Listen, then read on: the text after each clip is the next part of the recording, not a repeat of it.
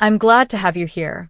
Follow my story until the end and comment the city you're watching from so I can see how far my story has reached. I was doubling over in agonizing pain, holding my swollen stomach as my contractions hit every 3 minutes. My husband was away on an emergency military deployment, leaving me completely alone when my water broke weeks early. Terrified, I called my father, begging him to drive me 10 minutes to the hospital. Instead of rushing over, I heard music and laughter in the background. My father scoffed through the phone and said, "Call a taxi.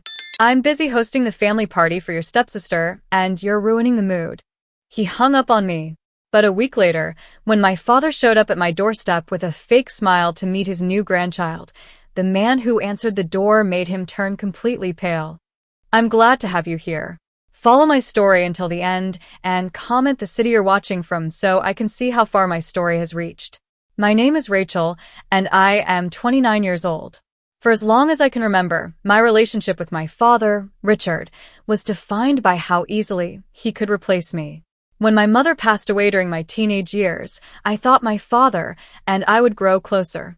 Instead, he remarried a woman named Evelyn just 2 years later, and with Evelyn came her daughter, Vanessa.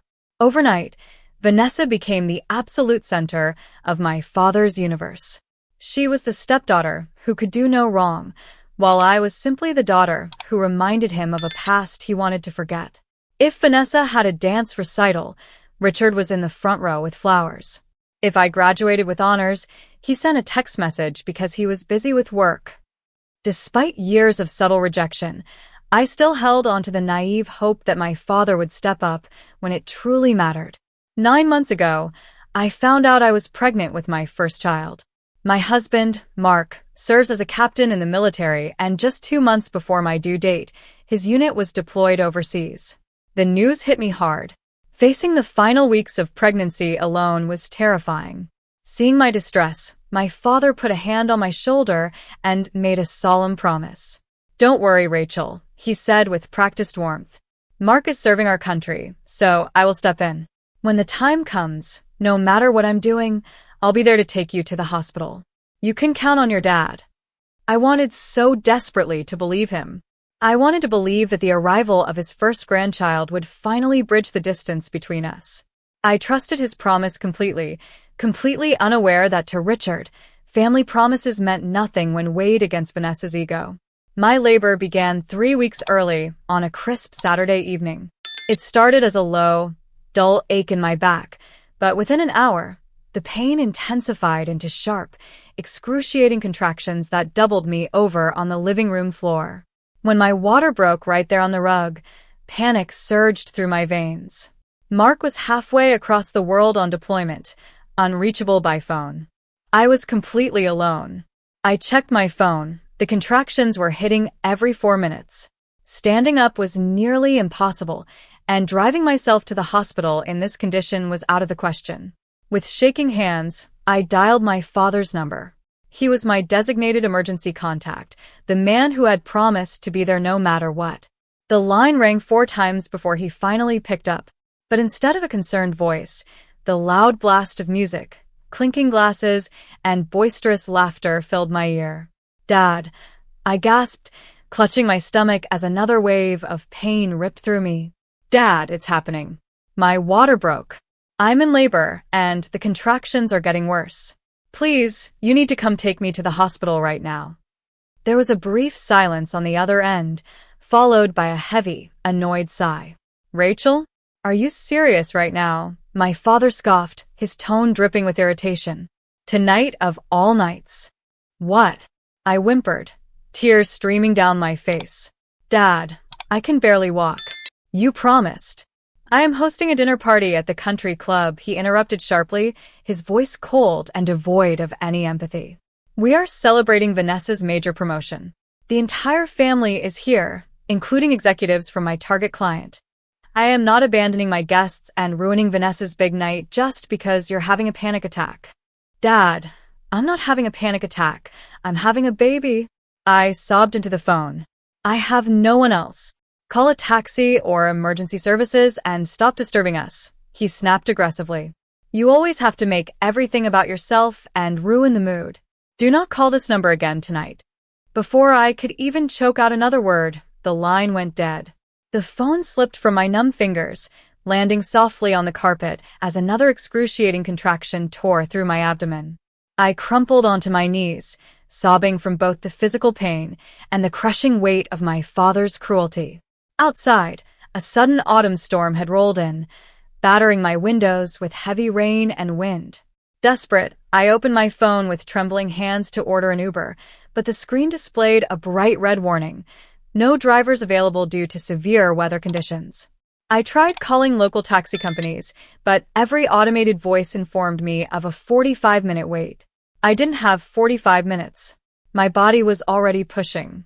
Drifting into panic, I dragged myself toward the front door, opening it to cry out into the dark, rain-swept street.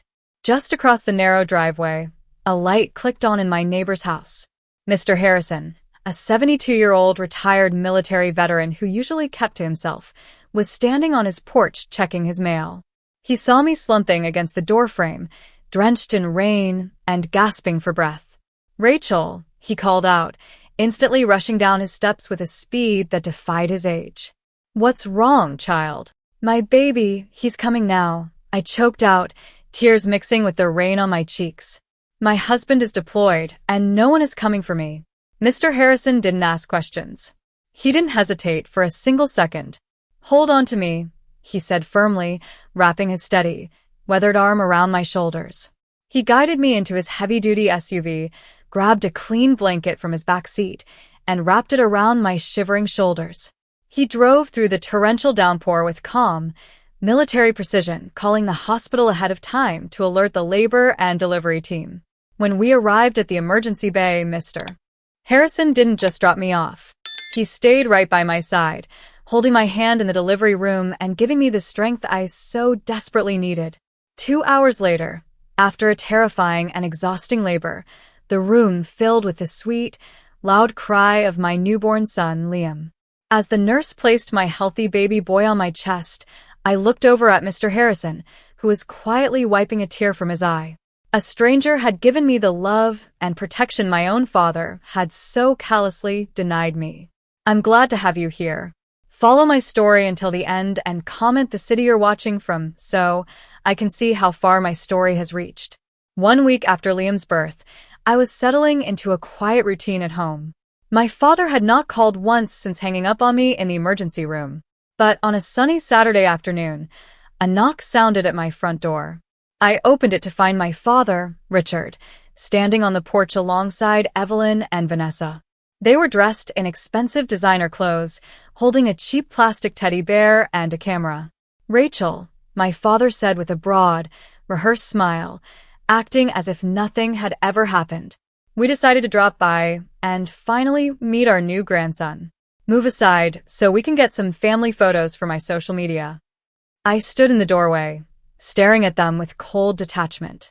"You abandoned me while I was in active labor," I said, my voice steady and quiet. "You told me I was ruining your party. You don't get to play loving grandfather now."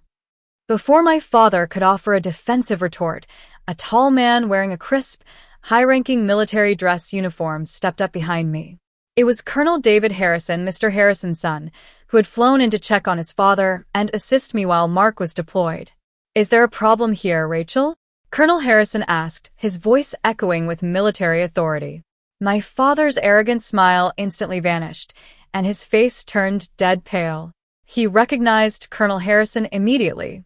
My father's firm had been spending months desperately bidding on a multi-million-dollar logistics contract with the defense sector, and Colonel Harrison was the chief decision-maker overseeing the entire board.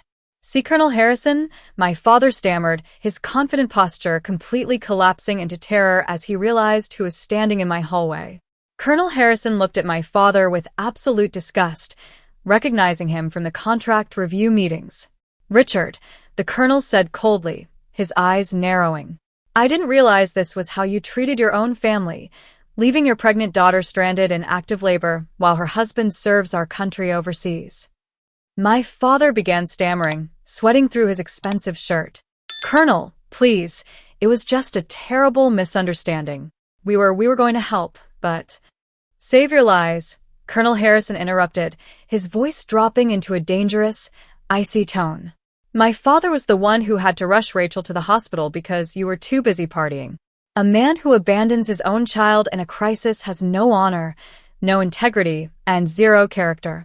I will not allow my board to do business with a company run by someone so utterly ruthless and devoid of basic humanity. Right there on my front porch, Colonel Harrison took out his phone and made a short, direct call to his procurement team, officially canceling my father's multi-million-dollar contract proposal on the spot. My father looked like he was about to faint. Evelyn gasped in horror, and Vanessa's smug expression completely evaporated as she realized her stepdad's company was facing absolute financial disaster.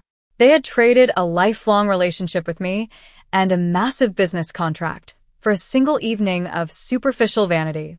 Now, get off my porch, I told my father, looking him dead in the eye before shutting the door in his face for good. In the months that followed, my husband Mark returned safely from deployment to meet our healthy son Liam.